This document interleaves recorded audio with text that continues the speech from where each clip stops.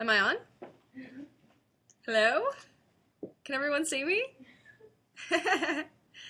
Is it working? If you can see me, hi. It's me, Victoria. I'm in the 17 magazine offices right now in New York City. And it's pretty cool because we have this amazing view behind me. So you can see all the big shiny buildings. Um, but yeah, I'm hanging out here and I wanted to do a live chat to get to talk to all you guys and answer some questions. So we'll get started with that soon, but let's see what else I can tell you in the meantime. I was in New York City because I actually got to do my first live performance yesterday, and I got to sing a brand new song, brand new Victorious song called Beggin' on Your Knees, which is the new single, and it's really exciting because tomorrow, during Jeanette McCurdy and Jerry Trainor's brand new movie called Best Player, the Beggin' on Your Knees music video is going to premiere, the world premiere. So you guys have to make sure you tune in to watch that. And I just saw the video yesterday for the first time, and actually I saw it 2 days ago for the first time. I got a sneak peek. It's really cool. I'm really proud of it, and the song is so much fun. And I'll give you a little behind the scenes action and tell you what happened when we were filming the video. Basically, the whole thing takes place at the Santa Monica Pier, is where we filmed it. And I actually got to go underneath the pier, which was really exciting. I've never been down there, so that was really cool. But halfway during the music video shoot, it started raining, and that was not good because most of the shots we had were supposed to be outside and by Ferris wheels and all these different rides, and we were afraid we weren't going to be able to do any of that because of the rain. And I had a whole dance number that was supposed to be outside, and we had to reschedule everything. And so we switched the dance number to be by like the carnival games and stuff. So I ended up doing the dance like on. Do you guys know the game skee ball? It's like a carnival thing. So I ended up doing the dance on the skee ball lanes with the dancers and by the dart throwing section, and we had to move everything under the tents so we didn't get doused with rain. So when you're watching the video tomorrow, that's a fun little fact, and you can see if at any point you can tell that it's raining. But yeah, I'm really excited about that, and I'm really proud of the video, and I hope you guys all like it. I hope you love the song. Brand new song, Begging on Your Knees. Gotta watch out for it. And other exciting news is that I'm actually performing for the second time live at the Kids' Choice Awards pre-show. I think it's called Countdown to Kids' Choice. And I'm singing Begging on Your Knees again, so I can't wait to do that, and I think it's going to be a lot of fun. And I'm also nominated! I'm nominated for a Kids' Choice Award for Best TV Actress. So that's going to be really exciting. I don't expect to win, but I'm very honored to be nominated and to be thought of in that category is very sweet. So thank you for all of you that have voted for me, and we'll see what happens, but I'm really excited. And what else is going on? Let's see. That's pretty much all I got right now. I think maybe now we should start answering some questions. Do we have any good questions? Okay. Gomez Bieber _fan asked me, who is your idol? Who is my idol? That is a big question. My idol would probably be my mom, first and foremost, because I think if you met my mom, you guys would all really like her. She's just like she's one of the sweetest people you'll ever meet, but she's very honest and very real, which I think is really cool. And she always she tells it like it is, which I love. But she's really funny, and we just have so much fun together. And we have a lot in common. Like, we both love movies, and we both love like theater and Broadway, and we both love singing in the car together. We have a ritual, like after I finish filming, even if it's like a long day of work and I worked for 12 hours or something, we'll still go like twice around the block and listen to like our favorite CDs and our favorite songs. So that's like a mom and daughter bonding moment that we share. So we do that a lot. And my mom was just like such a good person, so I think I can only aspire to be half as cool and as awesome as my mom is. All right.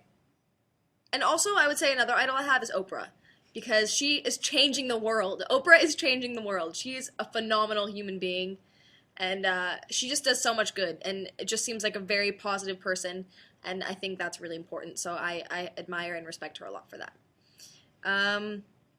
Kenny C15. Hey, I've seen you before, Kenny C15. I've seen that name like on Twitter and stuff. So you're a familiar friend, familiar face. Okay, Kenny C15 asked, "What's one of the biggest obstacles you've had to overcome regarding anything?" I guess. What's one of the biggest obstacles you've had to overcome? One of the biggest obstacles I've had to overcome. I think. Hmm. One of the biggest obstacles I've had to overcome. I'm not. I think. Like when I do interviews and stuff, I used to get like a little nervous when I would have to like do live TV interviews and whatnot. And I think like because of like that nervousness, I would sometimes talk fast. Um, so that's something I've kind of overcame. Unless I'm talking really fast right now, that I've literally made no progress. But um, but I think that's something I kind of yeah, like when I get nervous, I tend to talk a little bit faster than I normally do. But I think I got that from my mom because my mom talks fast and in her everyday life.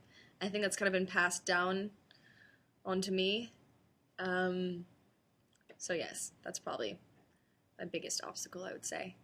Um, Ariana G. Oh, and also recently I found an obstacle. Sorry, I'm like getting separate thoughts as I'm going back to answer more questions.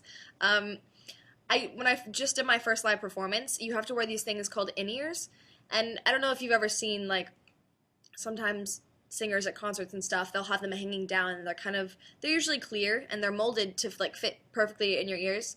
Um, and I just used them for the first time the other day for this live performance that I did singing "Begging on Your Knees," and you have no idea how it's pretty difficult. Like I had no idea that it would be that hard because like imagine like when you're singing in real life without anything in your ears, like you need to be able to hear how you sound pitch wise and just how everything sounds. And then when you have these things in your ears that block everything out, and then it's like your voice is like this close to your own eardrum, so everything is like 10 times magnified. It's just like a really interesting thing to get used to. So now that I'm starting to perform and do all that stuff, I kind of have to get used to those and get better with working with those. But I think I'll overcome that one soon, I hope. Um, Ariana G Rocks My Socks asked me, what was your reaction when you found out that you were going to have your own TV show? That's a good question. My reaction. I think, well, the thing is, it wasn't like I got a phone call, um, with someone saying like, "Congratulations, Victoria, you just got your own TV show." But it was kind of like a gradual building up to it, I guess. I was on another show on Nickelodeon called Zoe 101 with Miss Jamie Lynn Spears and a bunch of other cool cast members for 3 seasons, I think I did of that show. I started when I was 12. And yeah, so that was kind of where I started with Nickelodeon. And I was working with Dan a lot on that show because he created the show and was executive producing.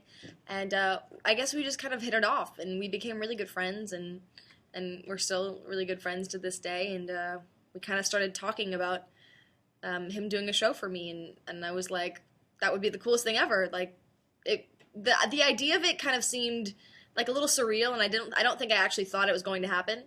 And then like things actually started becoming real and contracts started to be signed and it actually started to happen.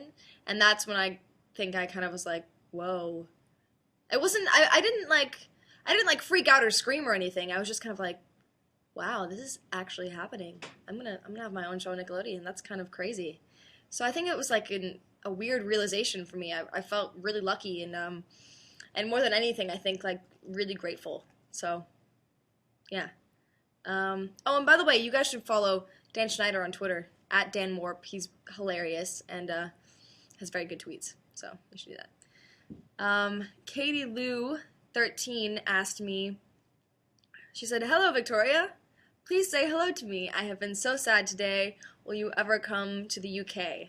Aw, Katie, I'm sorry that you were sad today. That's sad. I feel bad. I hope just you know what my mom told me that if you're having a bad day, and if you're in a bad mood, just like force yourself to smile. Just hold a smile on your face for like a minute, and eventually you'll start to feel better. I think. Hopefully it works for you. I'm not sure, but yes, I hope your day gets better. And was this? Will I ever come to the UK? I would love to come to the UK. I went there a little while ago on vacation with Avin and his mom and my mom. We were there for 2 weeks, and I had such an amazing time, and it's such a beautiful place to visit. And I can't wait to come back. So I hope it's really, really soon, and I hope we get to meet, and hopefully you're having a good day when I meet you. Next question is from Mehmet2861, and they asked, "What's your favorite ice cream?" My favorite ice cream, probably. I've become oddly old ladyish, and I love pistachio ice cream. It sounds like the most unappealing flavor of ice cream ever, and it looks kind of weird too. It's this like greenish color, and it's super bright colored, um, but it's so good. So I love pistachio ice cream from Baskin Robbins, usually where I get that, and I'm also a big fan of mint chocolate chip. I like weird colored ice creams for some reason. It's probably not the best because I know that must be like completely artificial, but anyways. Um, Next question, let's see. From Spyro is the best, they said, "When you have interviews, what question do you get the most?" That's a good question. When I have interviews, what question do I get the most? I'm trying to think. I have to think for that one. What question do I get the most? I'm not sure. Probably, I mean, what do I get asked? The most, I would say maybe, um, I usually get asked if someone else um, wants to be like, what advice would I give to someone who is looking to be an actress or a singer or something in this industry? That's usually the question I get asked the most. And I'm assuming you probably want me to answer it. So, advice I would give to someone who is pursuing acting or singing or something in this field, I would say just, if find out if you really love it, and if you do love it, then work really hard at it and do it as much as you can. Like, if you love singing, then warm up every day and practice every day and try writing songs, because that's like the best. I mean, singing's amazing, but it's like a whole nother thing when you can actually write your own material and sing, and that's what I've found out that I absolutely love doing. Um, so I would say that just work really hard and be the absolute best that you can be. And if you're really going to go for something, you have to give it your all and really go for it. So yes, give 100% all the time, I think. Um, Only Raisa asked me, acting was something that happened. Oh wait, I think it was acting. Acting was something that happened suddenly, or was it something you always wanted to do?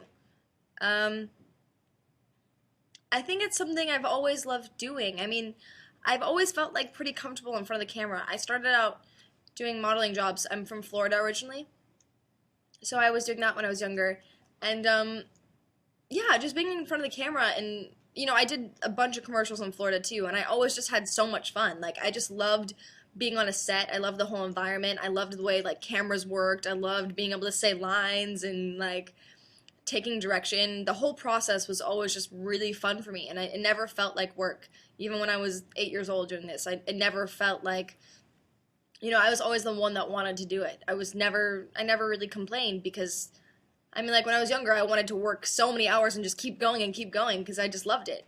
Um, and I think I still have that, and I think, I'm glad I still have that, because I think the day that goes away, and if I don't want to, if I don't have that same love for it, then I shouldn't be doing it anymore. And I think that goes for anything. If you don't have that same passion, and if it starts feeling like a job, then I think that's when you have to find something else that you really love.